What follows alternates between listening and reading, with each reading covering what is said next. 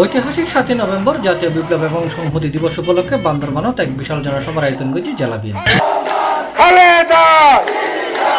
নভেম্বরের 13 তারিখ মঙ্গলবার বিকাল 3টায় বান্দরবান জেলা বিএনপির আয়োজনে প্রেস ক্লাবের সামনে এই জনসভা অনুষ্ঠিত হয়।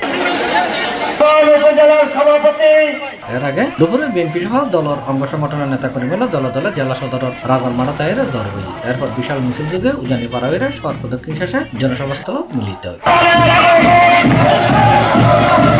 এই সময় জনসভা বান্দরবান জেলা বিএনপির সভাপতি মেমাচিংয়ের সভাপতিত্বে প্রধান অতিথি হিসেবে আসিল বিএনপি জাতীয় নির্বাহী কমিটির সাংগঠনিক সম্পাদক মাহবুবুর রহমান শামীম। বিশেষ অতিথি আসিল বিএনপি জাতীয় নির্বাহী কমিটির সহ সাংগঠনিক সম্পাদক ব্যারিস্টার মীর মোহাম্মদ হেলালুদ্দিন, বাংলাদেশ জাতীয়তাবাদী বৌদ্ধ ঐক্য ফ্রন্ট কেন্দ্রীয় কমিটির আহ্বায়ক লুসাইমং, বান্দরবান জেলা বিএনপির সাধারণ সম্পাদক জাভেদ রাজা, সাংগঠনিক সম্পাদক জসিমউদ্দিন তুষার সহ জেলা বিএনপি সহ সকল অঙ্গ সংগঠনের সিনিয়র নেতৃবৃন্দ এবং কর্মীগণ এতে উপস্থিত আছেন।